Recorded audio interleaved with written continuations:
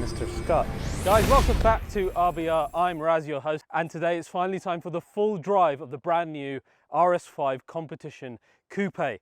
This is the RS5 that we've been pining for, a sportier and more emotional two-door coupe from Audi Sport. This car takes the standard RS5 and makes a ton of changes inside in order to make it a more track-focused car in terms of dynamics and make it that much more exciting in terms of the exhaust note. So today, I'm going to take you through the evolution of the RS5 so far, then I'll show you every detail inside, outside, and under the skin as we discover this today, the brand new run-out model RS5 Competition Coupe.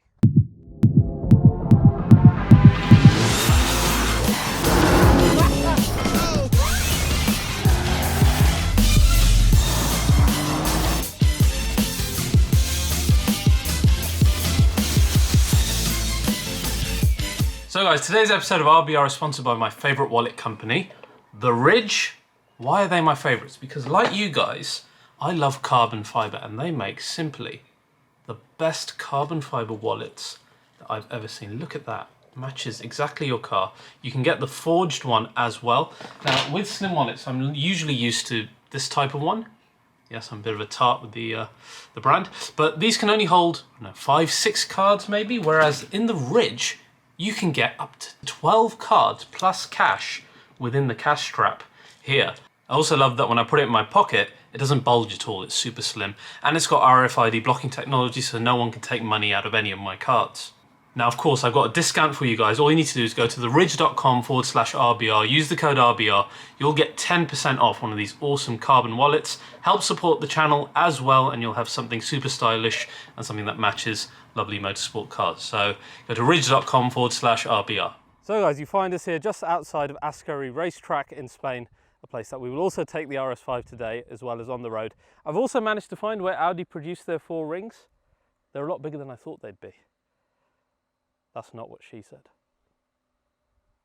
Now, unlike BMW M and AMG, who have got a host of coupes to turn to in terms of turning them into performance or comfort cars, for example, BMW have the 2, the 4 and the 8, and AMG have had the C, the E and the S, Audi have only ever had the A5 in order to rely on. So it's had to fulfill a lot of roles. And you kind of saw this when we drove the pre-facelift of the B9, which fulfilled a lot of roles, basically settling as a Grand Tourer, which was probably the right decision if you look at the entire scope of what it would have to do for all of its customers. Now that idea of breadth of ability, you can actually trace back to our first RS5, which was in the B8. This had a lovely 4.2 litre FSI V8 producing the same amount of horsepower, 450. And despite that, and despite being linked to the RS4 that was so brutal in that generation, it was actually quite a relaxed Grand Tourer again. Even Chris Harris said when writing for Evo, this was a car that was actually fantastically good in relaxing you, which is not what you expect when you hear the words RS5. Again, then we look at the next model, which was our pre-facelift B9, and when we drove it, it was 60 kg lighter than the previous car, had a lovely V6, had all the things it needed in order to be a more monstrous car, but it wasn't. It was a really good daily Grand Tourer.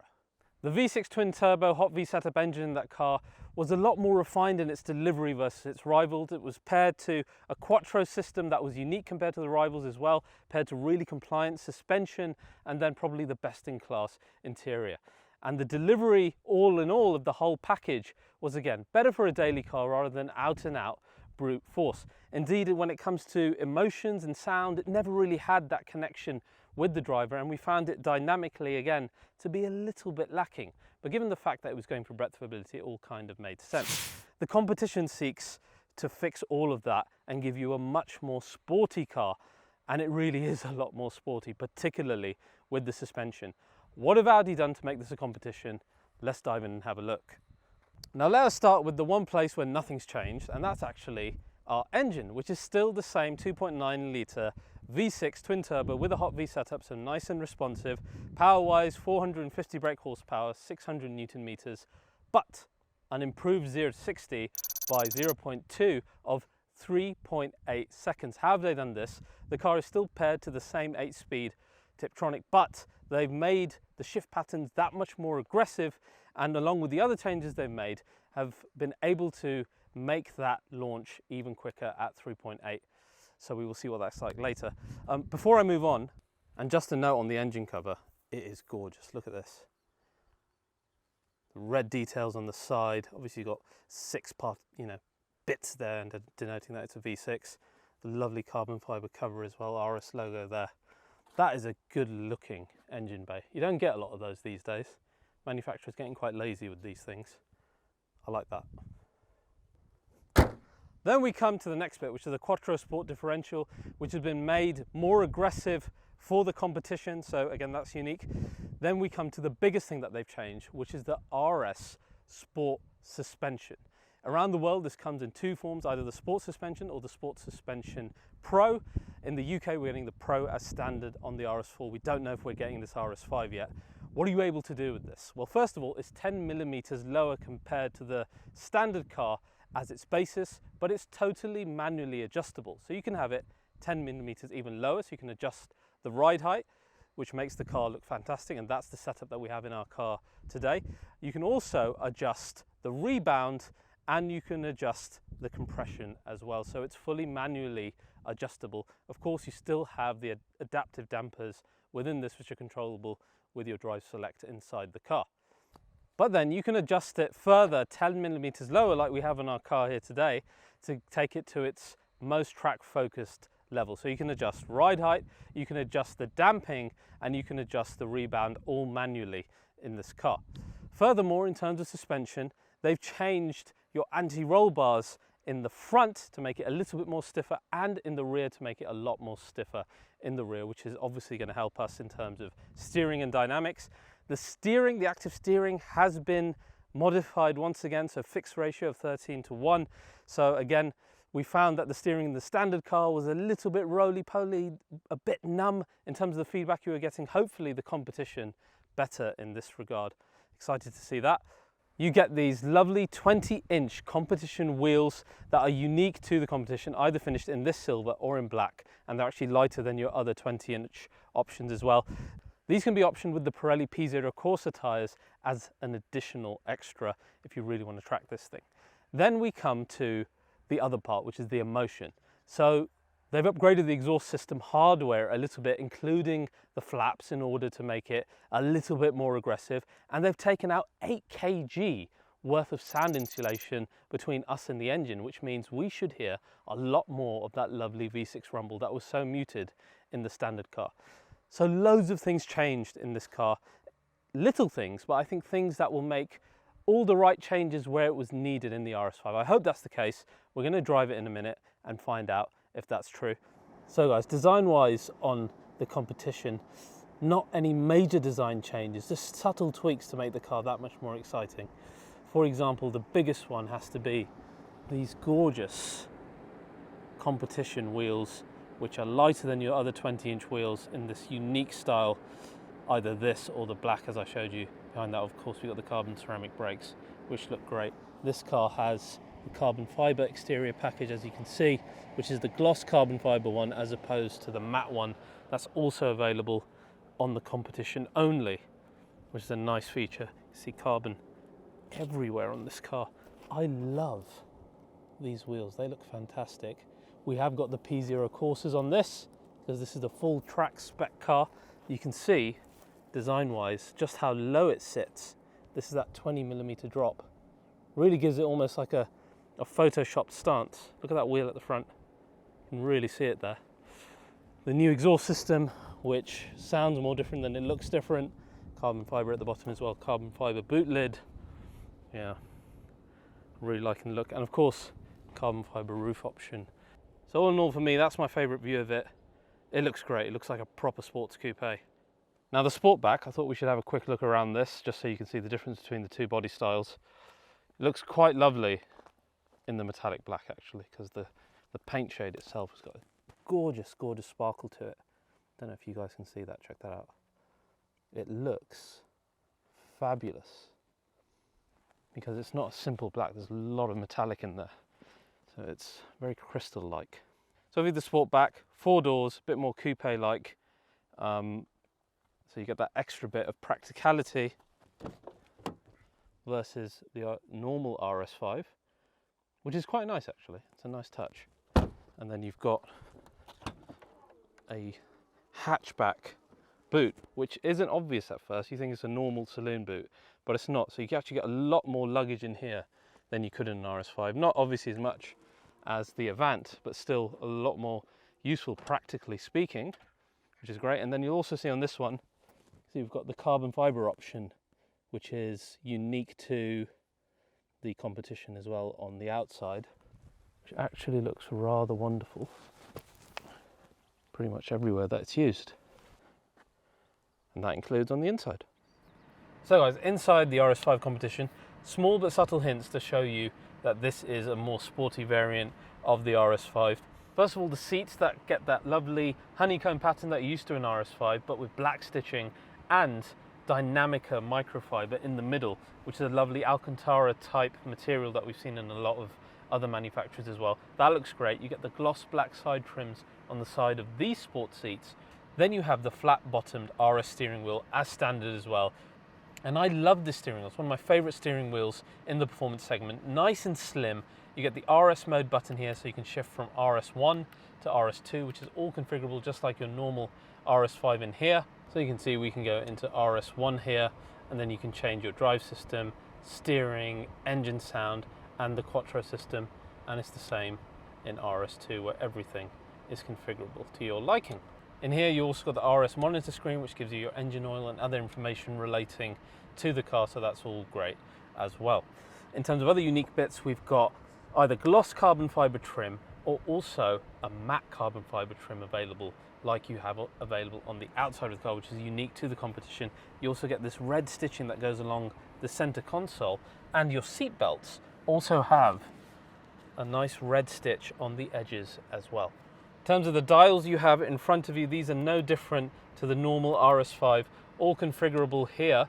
So we can change the virtual cockpit as we want from either the RS Sport version, which you can see here, which is more standard, RS Performance, which gives you that tick type one, or RS Runway, which is the most aggressive one, and you'll find that in your RS modes. So that's quite nice. You can configure that exactly as you want it to be. Okay guys, excuse the fan because it's bloody boiling out here. Now we're in the Sportback interior, and I wanted to show you actually the carbon fiber, the matte carbon fiber trim in this one, which looks gorgeous. So again, Competition specific this. You can see it around here. It looks really, really good. What doesn't look so great is the steering wheel, which is the standard one, though I'm told that you can get this flat bottom one, of course, in the Sportback as well. So that's just what that is like. Interestingly, on the side of the seats, it's a matte finish rather than the gloss that we saw in the other car. Or later in the year, you'll be able to order the carbon bucket seats as well, which look fantastic, and again have some nice little red details around there. That look amazing.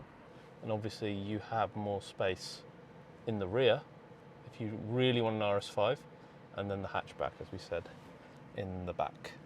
So there you go. So all of that is great. I've always loved the interior of the A5. What's even better now though is if we pop the car into dynamic mode here in our drive select, and then listen to the more exciting exhaust sound, you do get a better startup. The Audi engineers are telling me if you do put it in dynamic mode, so make sure you do that and then give the car a start.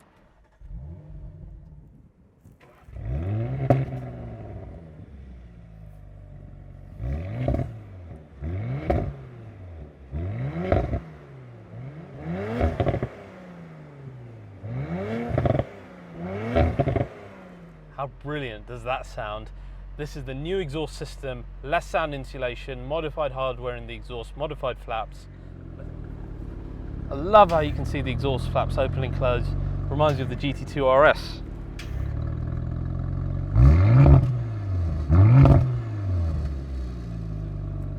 It sounds so much more exciting than the standard car. And when you're driving, you get loads more sound, but that's only the start. Let me show you what this car is like on the road. Cars like this, I always find you can suss them out like in the first 100 yards. Listen to that. God, that sounds lovely. You can already see you're getting more of the V6. Oh, that sounds glorious. Bear in mind, I'm doing low speeds at the moment. I am in S Dynamic because I want to feel the full force of this car. I've just put the car now into RS1 because this is meant to be a more emotional experience, right? Oh, it's fast. It really is. So RS5 Competition, focusing on those areas that when I drove the original RS5 with the B9, it was kind of lacking in versus its rivals, particularly suspension and handling, and then the emotional connection to the car via nice exhaust sounds.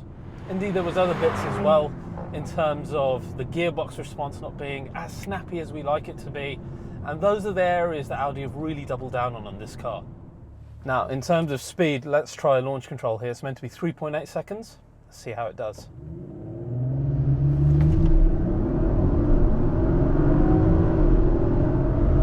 Now that felt quick, but these cars were never slow anyway. What is different is that the gearbox has got, that much more drama now. It thuds and it's got a lot more emotion. This is something that they worked on for this car. So instead of having those nice, smooth and refined changes that you had previously, this car barks on upshift, which is lovely. So a bit more emotion, a bit more of that connection to the car where you're enjoying the gearbox and the engine more. So apart from the gearbox being that much more emotional, in dynamic mode, it really becomes a lot quicker shifting. In the previous car, there was always a bit of lag shifting up and down, whereas the software that they've done on this, it's basically instant. It's as soon as I want to downshift, the gearbox responds. Speak of emotional connection, you can really make the exhaust make some nice sounds, particularly in dynamic mode. So you get that V6 rumble, but then you can play it like a musical instrument a little bit as well, which you don't get a lot of in cars these days. I've picked some amazing roads here today for us to drive on to really give us an idea of what this car can do. And immediately, even when you're turning now, the turning response is that much crisper. I'm getting loads more feedback than I did in the original RS5, which really pleases me because that car was a bit numb. The feedback you get through the wheel. Steering input needed is that much less. It's making those directional changes a lot quicker. It's a lot more responsive. It still hasn't quite got the finesse that you might find in newer rivals like the M3 and the M4. Indeed, to be fair, even the C63 is really good with its steering, but this is a marked improvement over the standard car. So in tight corners like this now, this feels like a more rigid car. Unsurprising given the changes that they've made, and of course we've got the full sport setup in this, the Sport Pro setup of the suspension. The brake's surprisingly effective. I'm braking a lot earlier than I have to. I'm learning to brake a little bit later because the car is happy, especially with these ceramics, to do the work. Coming speedily into a corner, the car's body roll and control is that much better. And that was where, the confidence used to erode in the previous car. You see a sharp turning coming and you would know that you need to be on it a little bit quicker and not going so quick out of it. But here, massive grip from the Quattro system, which is more aggressive coming out of a corner. Coming into it, you're happy to put in more speed than you were before. Now, one thing about having this in full race suspension is it is quite bumpy on even slightly bumpy roads, right?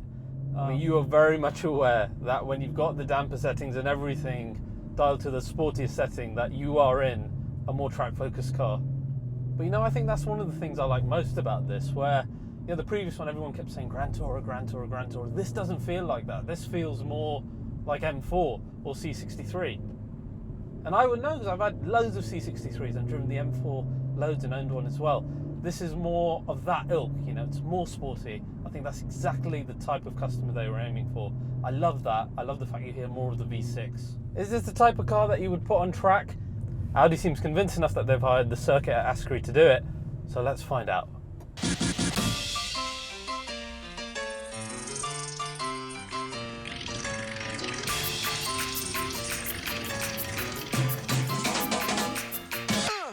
Right guys, here we are on the track.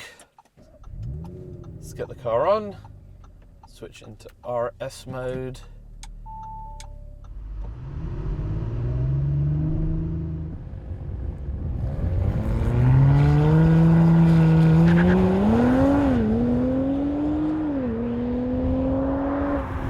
The circuit here, beautiful. It is properly, what they call the billionaire's playground. Not a single bit of advertising anywhere.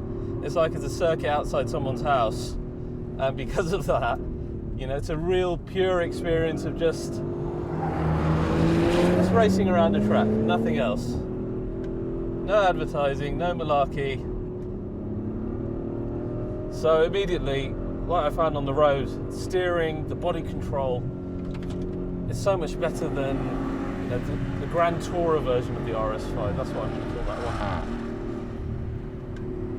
Whereas this one, it's handling directional change, it's keeping the body nice and stiff and rigid. It feels like a totally different car. Like, you would not feel like taking the previous RS5, you know, for any serious track stuff. But with this one, I mean, genuinely, it's not reaching those limits of like understeer like you would, you know, normally liken to the previous car. It's just so much better handling, so much grip coming out of the corner as well. The engine isn't any more powerful, but the car just feels more potent because of all the other changes. I love this turning here. I mean, this is just fantastic. The car is absolutely unfazed by it. One thing I love about this car is how much better the brakes are. Like I said, I had to rewire my brain not to be braking early. I was literally braking a couple of cars earlier than was needed because my brain was wired that way. Whereas you don't need to. You can brake really quite late. You can actually put the speed down pretty early as well, which is great. So one of my favourite things about this car is the gearbox, you know, which is so emotional and so responsive, which, like I said, it's a completely different character in dynamic mode versus what you have in the standard car. It just makes the whole experience that much more enjoyable because you've got a great partner in the car who's giving you some lovely emotional gear changes, but equally the speed of gear change that you want as well. One thing sadly you won't get inside the RS5 Coupe, but you can get internationally in the Sportback and in our Avant are those fantastic carbon bucket seats, which you're really missing in this car because I'm being flailed side to side and I haven't got the side bolsters that I would like.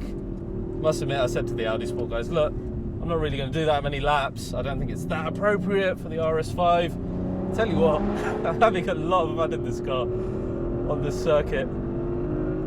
Perhaps more fun than one should be allowed to have in a car that's historically been considered a bit more of a Grand Tourer. Here, like I said, they've really delivered on the promise, haven't they, of giving us a more sporty car.